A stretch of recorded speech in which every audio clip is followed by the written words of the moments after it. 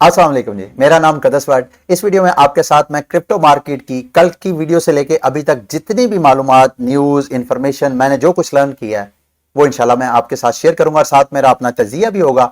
लेकिन इससे पहले कि मैं मार्केट की आपको अपडेट्स दूं, सबसे पहले चंद दिन पहले बिटगेट ने मेरी जो इल्म आलिम की कम्युनिटी है उनमें 2000 अपने जो एक्सचेंज के टोकन है BGB उनको गिव अवे करने की अनाउंसमेंट की थी। अभी वो जो 10 लकी विनर्स थे उनकी उन्होंने अनाउंसमेंट कर दी है। ये स्क्रीन पे आप ये नाम देख सकते हैं उन 10 लकी विनर्स का। अगर इनमें से आप भी लकी विनर हैं तो आप ये बिटगेट जो पाकिस्तान है इनको डायरेक्ट मैसेज करें। मैसेज में आपने बिटगेट की UID इनको सेंड करनी है। वो उसको पहले वेरीफाई करेंगे वो वाकयातन आपने बिटगेट पाकिस्तान ये जो ऊपर टास्क दिया है इसको आपने फॉलो किया या नहीं। अगर आपने फॉलो किया होगा तो वो आपको BGB जो टोकन है आपने वो सेंड कर देंगे। अच्छा, कल जी मेरे साथ किसी ने ये एक क्रिप्टो आवाज ट्विटर अकाउंट है, इसने न्यूज कल इन्होंने ये शेयर किया कि स्टेट बैंक ऑफ पाकिस्तान ने नया कानून जो है वो पास किया है EMI से मुतल्लिक, यानी इलेक्ट्रॉनिक मनी इंस्टीट्यूशन से मुतल्लिक। और साथ उन्होंने कहा कि जो स्टेट बैंक ऑफ पाकिस्तान है वो अगले 3 सालों में CBDC जो है वो लॉन्च करने जा रहा है। यहां पे मुझे किसी ने टैग किया, हसन शहरियार साहब ने, आपका बहुत शुक्रिया यार। अच्छा, ये एक बड़ी अच्छी बात है कि आप कहीं पे कोई ऐसी इंफॉर्मेशन देखें जो आप समझते हैं, जिस पे आपको समझने की जरूरत है या मुझे लर्न करने की जरूरत है, आप मुझे वहां पे टैग करेंगे, ये अच्छी बात है, मुझे जरूर टैग किया करेंगे इस तरह। अच्छा, अब आते हैं इस न्यूज की तरफ कि क्या ये स्टेट बैंक ऑफ पाकिस्तान ने कोई नया कानून पास किया है। मेरे रिसोर्सेज और मेरी अपनी रिसर्च के मुताबिक ये इन्होंने पुरानी न्यूज को दोबारा बताया। और साथ ये कॉइन टेलीग्राफ में भी मैं देख रहा था, आर्टिकल बकायदा लिख दिया। ये 20 घंटे पहले, ऊपर आपको टाइम नजर आ रहा है, 20 घंटे पहले कॉइन टेलीग्राफ ने भी आर्टिकल लिख दिया कि Pakistan launches new laws to expedite CBDCs। ऐसी कोई खबर मुझे नजर नहीं आई है। इवन मैंने अपने जो स्टेट बैंक ऑफ पाकिस्तान में रिसोर्सेज हैं उनको भी एक्सप्लोर किया है। तो ऐसी ये जो जिस की बेस पे ये आर्टिकल लिखा है, और आर्टिकल लिखा किसने है? अरिजीत सरकार। नाम से तो यही लग रहा है कि ये एक इंडियन है। भाई, पाकिस्तान से रेलिवेंट कोई न्यूज है तो कोई पाकिस्तान जर्नलिस्ट को रखे, मुझे नहीं रखे, मतलब किसी और पाकिस्तानी जर्नलिस्ट को आप हायर करें ताकि आपको पाकिस्तान से रेलिवेंट अगर कोई न्यूज शेयर करनी है तो आप थोड़ा सा उसको वेरीफाई कर लें रिसोर्सेज से। अच्छा जी, अब मुझे मालूम नहीं है ये कॉइन टेलीग्राफ से ये जो क्रिप्टो आवाज ट्विटर अकाउंट है, क्रिप्टो आवाज ट्विटर अकाउंट की एक अपनी वेबसाइट भी है। मैं देख रहा था वहां पे लिखा हुआ है क्रिप्टो मार्केट प्लेस, और वहां पे मुख्तलिफ किस्म के टोकन्स के गिव अवे हो रहे हैं। तो जरा अवॉइड करिएगा इनके, कहीं झांसे झूंसे में ना पड़ जाइएगा। अच्छी तरह ड्यू डिलीजेंस करके इन अकाउंट को फॉलो कीजिएगा। अच्छा जी, मुझे नहीं मालूम अब ये क्रिप्टो आवाज ने कॉइन टेलीग्राफ का आर्टिकल पढ़ के तो ये लिखा है यहाँ के कॉइन टेलीग्राफ ने बगैर वेरिफिकेशन के इस अकाउंट को फॉलो करते हुए यहां से न्यूज लेके आगे फ्लैश कर दिया। और साथ में कॉइन टेलीग्राफ की एक और मिस्टेक, ये देखें जी, कॉइन टेलीग्राफ के आर्टिकल में क्या कहता है writer, during the announcement finance minister Asad Umar, यानी ये जो राइटर है कॉइन टेलीग्राफ का, उसको इतना ही नहीं पता कि हमारे जो फाइनेंस मिनिस्टर हैं जनाब मोहतरम इसहाक डार साहब हैं, जिन्होंने डॉलर को की वैल्यू को डाउन और हमारे पाकिस्तानी रुपए को पंप करना था और डॉलर जो है वो 200 पे लेके आना था। फिलहाल तो डॉलर अगर आप खरीदने जाएं तो मिलता ही नहीं है। खैर, इस बहस में नहीं पड़ते, लेकिन फाइनेंस मिनिस्टर इस राइटर को यही नहीं पता कि वो इसहाक डार साहब नहीं है, सॉरी इसहाक डार साहब हैं, असद उमर साहब नहीं है। मुझे लग रहा है ये पुरानी न्यूज को ही ये दोबारा शेयर कर रहे हैं। और अगर पुरानी न्यूज में भी इन्होंने कहा है कि 3 साल, भाई अगर ये असद उमर ने 3 साल पहले कहा था तो 3 साल तो गुजर गए हैं। और ये वो मैं स्टेट बैंक ऑफ पाकिस्तान की अपनी वेबसाइट पे देख रहा था, ये देखें, regulations for electronic money institutions, ये 2019 का नोटिफिकेशन है जो स्टेट बैंक ऑफ पाकिस्तान ने, और ये EMIs यानी इलेक्ट्रॉनिक मनी इंस्टीट्यूशंस के लिए इन्होंने किया था, ये कोई क्रिप्टो करेंसीज के लिए नहीं था। और जहां रही बात CBDCs की, ये तो हमें पता है, रजा बाकर साहब ने भी मेरा ख्याल है फॉरेन मीडिया को इंटरव्यू देते हुए इन्होंने कहा था कि हम CBDC को एक्सप्लोर कर रहे हैं और शायद आइंदा चंद सालों के अंदर अंदर स्टेट बैंक ऑफ पाकिस्तान अपना CBDC लॉन्च करे। यानी CBDC क्या होता है? Central bank digital currency. अब ये क्या चीज है, जाते जाते मैं आपको रेगुलेशंस के बारे में बताता जाऊं। ये रेगुलेशन क्रिप्टो करेंसी के हवाले से नहीं है, ये हुकूमत पाकिस्तान 2019 में इन्होंने इस नोटिफिकेशन के बाद, आपने देखा होगा मार्केट में आपको बहुत सी इस तरह डिजिटल पेमेंट सर्विसेज नजर आती होंगी। मेरे अपने घर में स्टॉर्म फाइबर का इंटरनेट कनेक्शन लगा, उन्होंने एडवर्टाइजमेंट की, मुझे मैसेज भेजा कि अगर आप नया पे के जरिए पेमेंट करेंगे हमारे तो हम आपको एक्स्ट्रा एडवांटेज देंगे। मुझे ऐसा लग रहा है कि स्टोम फाइबर वालों का ही नया पे एक डिजिटल पेमेंट सर्विस है।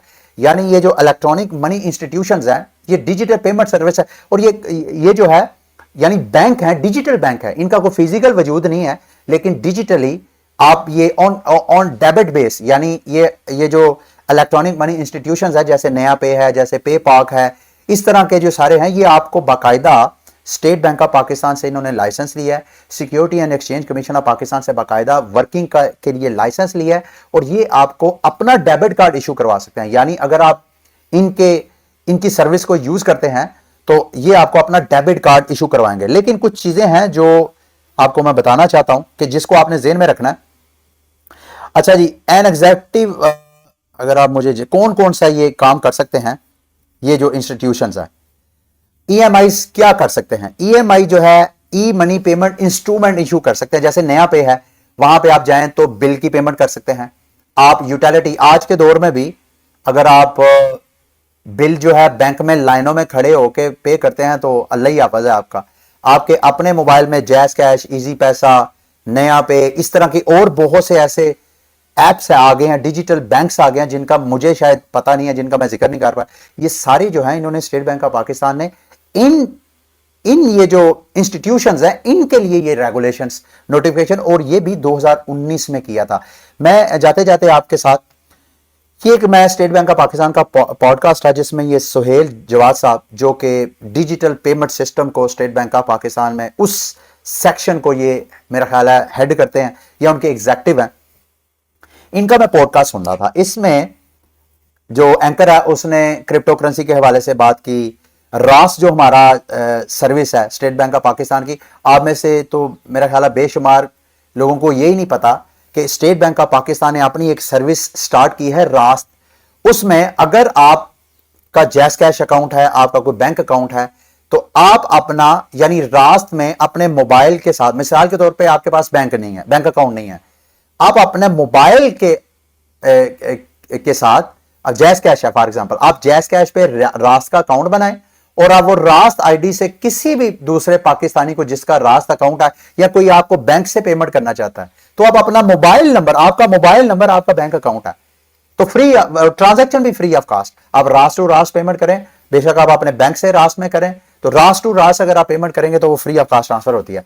खैर, अब आते हैं सुहेल जवाद साहब ने, जब मैं इनका इंटरव्यू सुन रहा था, इन्होंने कहा जी कि क्रिप्टो करेंसी के हवाले से उसने एंकर ने पूछा, तो कहते हैं जी हम इस वजह से क्रिप्टो करेंसी को अच्छा नहीं समझते। सुहेल साहब कहते हैं वैसे तो मैं 2011 से क्रिप्टो करेंसीज को वॉच कर रहा हूं, और स्टेट बैंक ऑफ पाकिस्तान जो है वो 2014 से सीबीडीसी के ऊपर वर्क कर रहा है। पूरा हमारा एक सेक्शन है जो इसके ऊपर वर्कआउट कर रहा है। इतने साल से अगर कर रहा है तो अभी तक तो कोई ना कोई मंजर आम पे चीज आनी चाहिए थी, वो नहीं आई। बहरहाल ये हमारी ब्यूरोक्रेसी है। सुहेल साहब ने कहा जी कि क्रिप्टो करेंसी चूंकि इसका कोई इशूअर नहीं है, इस वजह से हम रिलायबल नहीं समझते। पहले नंबर पे तो मुझे कुछ फैक्ट्स हैं वो मैं चाहता हूं करेक्ट कर लूं। सिवाय बिटकॉइन के, कि बिटकॉइन का जो बनाने वाला, इन्वेंट करने वाला है, वो अनोनिमस है। अदरवाइज मार्केट की कोई ऐसी क्रिप्टो करेंसी नहीं है, टॉप की मैं बात कर रहा हूं, जिसका कोई इशूअर का पता ना हो। अब इथीरियम है तो इथीरियम सबको पता है, इथीरियम फाउंडेशन, विटालिक बटरन उसका जो है वो डेवलपर है या उसका फाउंडर है। इसी तरह मार्केट की जितने टॉप क्रिप्टो प्रोजेक्ट्स हैं, क्रिप्टो करेंसीज हैं, सबके फाउंडर्स होते हैं। जिसका कोई फाउंडर अनोनिमस होता है उसमें तो कोई इन्वेस्टमेंट करता ही नहीं है, और करनी नहीं चाहिए। तो सुहेल साहब, ऐसा नहीं है जैसे आप सोचते हैं। अब आपने जिक्र किया टेरा लूना के क्रैश का, आपने जिक्र किया एफटीएक्स का। टेरा लूना का जो क्रैश है, क्या डोकवान के खिलाफ जो है साउथ कोरिया में लीगल एक्शंस नहीं लिया जा रहा? रेगुलेटर्स उसके पीछे नहीं है। अभी एफटीएक्स का आपने जिक्र किया, तो क्या उसका मालिक जो है बैंकमैन फ्रीड, क्या उसके खिलाफ अमेरिका में कार्रवाई नहीं स्टार्ट हो रही है और आइंदा नहीं हो सकती है? हो रही है। सिर्फ बिटकॉइन का इश्यूअर नहीं है।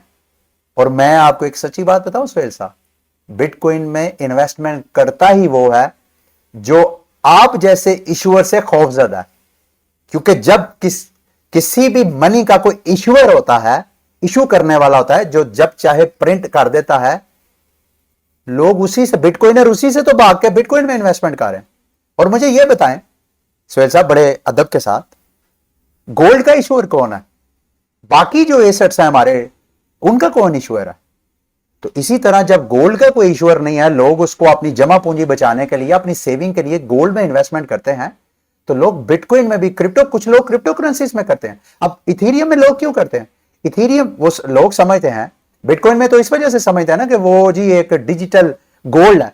आने वाले वक्तों में लोग समझते हैं कि ये ऐसी टेक्नोलॉजी है जहां पे हम अपनी जमा पूंजी महफूज रखेंगे, तो वो हमारी जमा पूंजी, हमारे जो रवायती, हमारी जो अपनी कौमी करेंसी है, हमारी जो फियाट करेंसी है, जो कि डी वैल्यू हो रही है। पड़ा पड़ा मेरे अकाउंट में 1 लाख रुपया पिछले चंद सालों में 50,000 से भी कम हो गया, और वो 50,000 जो कम हुआ है उसकी जब मैं खरीदारी करने जाता हूं, वो तो उसकी तो 10,000 वैल्यू नहीं है। सोहेल साहब, ठीक है, आपके ऊपर एक जिम्मेदारी है, आप एक कौमी इदारे के एग्जेक्टिव पोजीशन पे हैं, लेकिन let's make the facts correct कि ऐसा नहीं है जैसे आप बिलीव कर रहे हैं। और इथेरियम पे जिसके कोई इश्यूर हैं, इश्यूर भी वो ऐसे नहीं है कि वो टोकन कहते हैं जी जब दिल चाहे प्रिंट कर लिया क्योंकि कर्जे देने हैं, ऐसा नहीं है। वो भी कोड इज द लॉ, वहां पे उन्होंने एक सॉफ्टवेयर डेवलप किया है, वहां पे जो टोकन सर्कुलेशन में आते हैं उनका भी एक सिस्टम है, जिस सिस्टम को कोई ब्रेक नहीं करेगा। अगर उनके सिस्टम को कोई ब्रेक करता है तो उस पर कोई इन्वेस्टमेंट ही नहीं करेगा। आपका जो करने वाला काम है सोहेल साहब, वो ये है, जैसे अदर एशियन कंट्रीज और दीगर एडवांस कंट्रीज ने किया, कि आप स्टेट बैंक ऑफ पाकिस्तान में एक ऐसी बॉडी, एक ऐसा सेक्शन, जैसे आप सीबीडीसी पे काम कर रहे हैं, इसी तरह एक अपनी टीम बनाएं जो कि पाकिस्तानियों को, अगर उन्होंने एक्सचेंज करना है, अगर उन्होंने क्रिप्टो करेंसी में, जैसे कुछ एशियन कंट्रीज ने क्या किया, एक अपनी सेंट्रल बैंक की एक बॉडी बनाई है। वो बॉडी क्या करती है कि किसी ने भी अगर कोई टोकन लॉन्च करना, किसी ने भी अगर कोई एक्सचेंज का लाइसेंस लेना है, वो उनकी बाकायदा ड्यू डिलिजेंस, हुकूमती सतह पे उसकी ड्यू डिलिजेंस होती है कि उनसे बाकायदा सिक्योरिटीज ली जाती हैं बिलियंस ऑफ डॉलर की, कि भाई ये अगर कोई क्रिप्टो करेंसी की कोई सर्विस दे रहे हैं तो कस्टमर्स के साथ ये कोई फ्रॉड ना करे। तो आप ये काम कर सकते हैं, लेकिन आप लोगों को ये नहीं फोर्स कर सकते कि वो बिटकॉइन में इन्वेस्टमेंट ना करे क्योंकि उसका कोई इश्यूर नहीं है। बल्कि जैसे मैंने स्टार्ट में कहा, बिटकॉइन में तो लोग इन्वेस्टमेंट इसी वजह से करते हैं कि उसका कोई इश्यूर नहीं है। उसकी 21 मिलियन सप्लाई है, और हर 10 मिनट में जब एक नया ब्लॉक माइन होता है तो उसकी नया टोकन सर्कुलेशन में आता है। तो मेरा ख्याल है इसमें थोड़ी सी अंडरस्टैंडिंग। और ये जो न्यूज आप लोग कह रहे थे, ऐसा नहीं है, ये पुरानी न्यूज है। फिलहाल तो state Bank of Pakistan CBDC पे काम कर रहा है, एक्सप्लोर कर रहा है कि सीबीडीसी कैसे, हम सीबीडीसी के जरिए मर्चेंट्स को फैसिलिटेट करेंगे।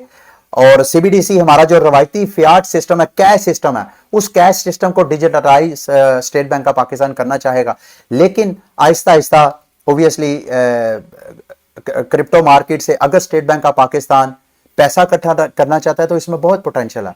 आप जितने बड़े बड़े एक्सचेंज है, ये बिटगेट का स्टार्ट में मैंने आपके साथ शेयर किया, बाइनांस है, ओकेएक्स है, टॉप जितने एक्सचेंजेस हैं उन सब के साथ आप कांटेक्ट करें, उनसे कहिए आए हमारे शहरियों को आप एक्सचेंज की सर्विस दें। अगर वो ऐसा करेंगे तो उन एक्सचेंजेस पे जो P2P के जरिए मिलियंस ऑफ डॉलर की ट्रेडिंग होती है, वो एक तो आपके वो ब्लैक मार्केट एक तो खत्म हो जाएगी, और दूसरा आपको इन एक्सचेंजेस से, इन क्रिप्टो कंपनी से बाकायदा रेवेन्यू भी जनरेट होगा। और ये कम नहीं, अगर बिलियन नहीं तो मिलियंस के हिसाब से आप लाजमी रेवेन्यू जनरेट कर सकते हैं। आगे आते हैं जी, CD5 के मतलब एक अपडेट। CD5 एक क्रिप्टो गेमिंग लॉन्चिंग प्लेटफॉर्म है। जब नए नए क्रिप्टो टोकन्स लॉन्च होते हैं, अब तो इन्होंने NFT वगैरह भी स्टार्ट कर दिया, तो उसके लिए ये IGO यानी इनिशियल गेमिंग ऑफरिंग के लिए ये एक प्लेटफॉर्म है, लॉन्च पैड है। यहां पे इनके अगर आप स्टेकिंग पे जाएं तो इनका 180 डेज, 90 डेज, और ये दोनों जो है वो क्लोज हो चुकी हैं। अभी इन्होंने अनाउंसमेंट किया कि कल तक, ये देखें 7 दिसंबर कल तक इनकी ये जो 60 डेज वाली स्टेकिंग है ये भी इन्होंने ऑफ कर देनी है। तो उसके बाद स्टेकिंग के लिए 7 डेज, 14 डेज और 30 डेज जो है आपके पास सिर्फ ऑप्शन होगी। इसको दो मुख्तलिफ एंगल से देख सकते हैं। एक तो स्टेकिंग कम होने से, एक तो इनकी जो सर्कुलेशन सप्लाई है उसमें कमी आएगी, तो इसकी प्राइस अप्रिशिएट होने के चांसेस है।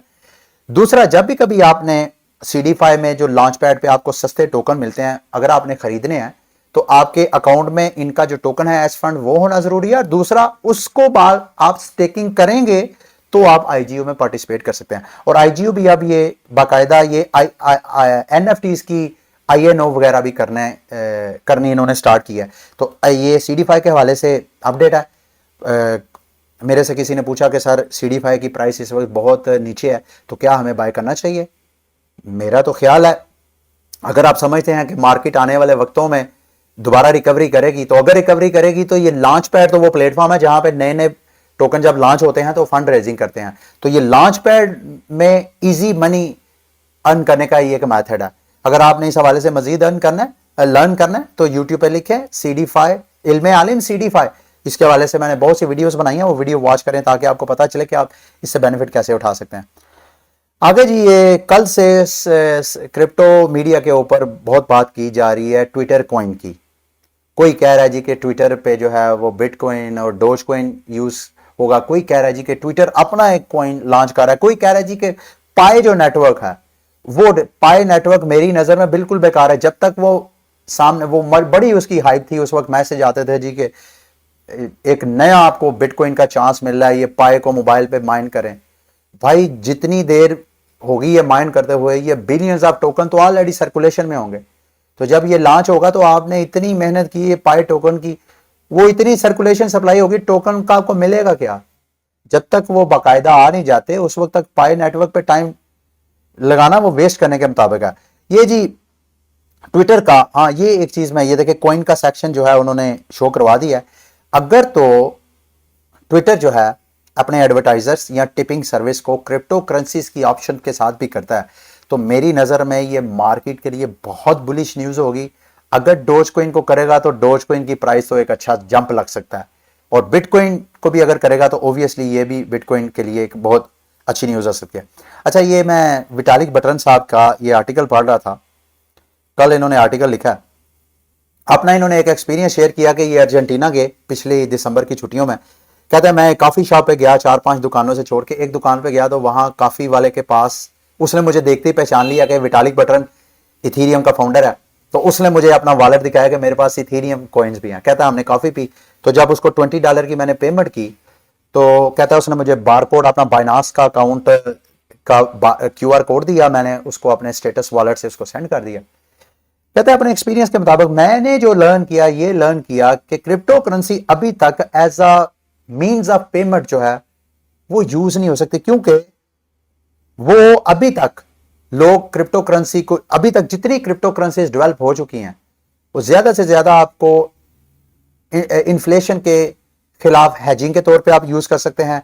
इंटरनेशनली अगर आपने किसी को पेमेंट ट्रांसफर करना है तो उसमें आपको फैसिलिटेट कर सकते हैं, और इसके अलावा बहुत से अगर आप पेमेंट को सिक्योर करना चाहते हैं या और मत, ये सारे यूज केस हैं। अभी मीन्स ऑफ पेमेंट नहीं है। मेरा ख्याल ये है सारी दुनिया में ये जो सारी कंट्रीज अपना अपना CBDC लॉन्च कर रही हैं, जब तक सारी कंट्रीज अपना CBDC लॉन्च नहीं करेंगी, और ये CBDC ये जो टॉप ब्लॉकचेन्स हैं, बेशक वो बिटकॉइन है, बेशक वो इथीरियम है, इनके साथ इंटरऑपरेबिलिटी का कोई सिस्टम मैकेनिज्म नहीं करेंगे, उस वक्त तक मैसेज तक आपको ये क्रिप्टो करेंसीज पेमेंट में, ऐसा नहीं है कि आप फ्रूट लेने जा रहे हैं तो वहां पे जब तक कंट्रीज के, पाकिस्तान की अपना CBDC लॉन्च नहीं होगा, अभी तक पाकिस्तानियों को रास का नहीं पता, जब तक पाकिस्तान का अपना CBDC लॉन्च नहीं होगा और उस CBDC के जरिए हम डिजिटल एक दूसरे को पेमेंट्स सेंड करना नहीं शुरू करेंगे, जब तक पहला ये स्टेप नहीं होगा, उसका अगला स्टेप है कि हम फियाट करेंसी के साथ साथ क्रिप्टो करेंसीज को भी वो लिंक कर दे। तो ये अभी जो है इसको बड़े साल लगेंगे,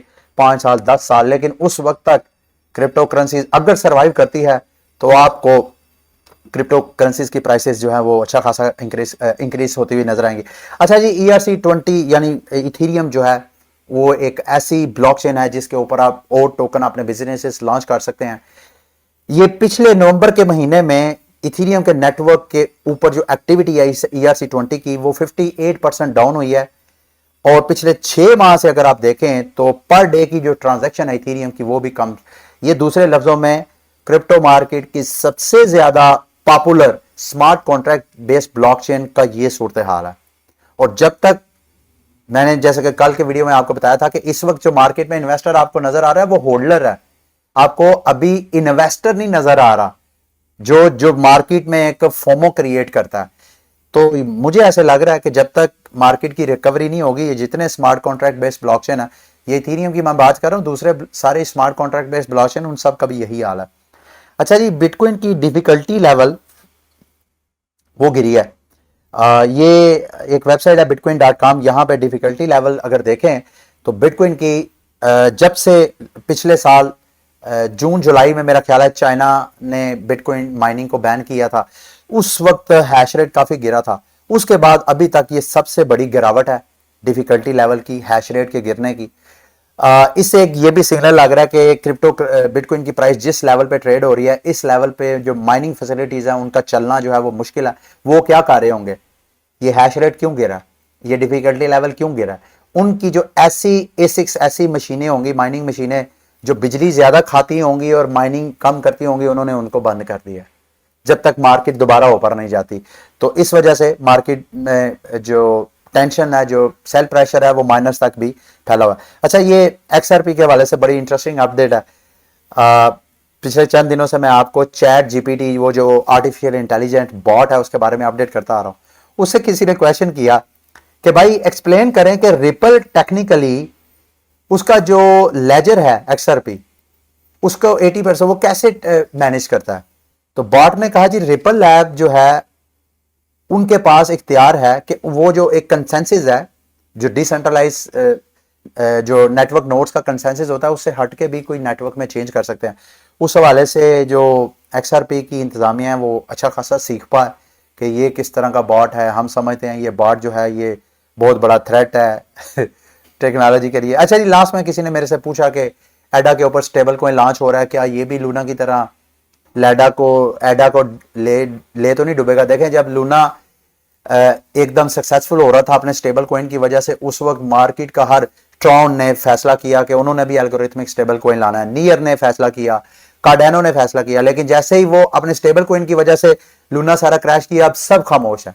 अभी जो एडा ने स्टेबल कॉइन लॉन्च करना है वो एल्गोरिथमिक स्टेबल कॉइन नहीं है, बल्कि वो जितना स्टेबल कॉइन वो लॉन्च जरूर कर रहे हैं, लेकिन वो जितना स्टेबल कॉइन प्रिंट करेंगे उतने पीछे उन्होंने रिजर्व भी साथ रखने हैं। तो इसमें मुझे तो कोई खतरा नजर नहीं आ रहा। ठीक है, ये थी आज की वीडियो। उम्मीद करता हूं कि आज की वीडियो भी आपके लिए इंफॉर्मेटिव रही होगी। अगली वीडियो तक के लिए मुझे इजाज़त दें। अल्लाह हाफिज़।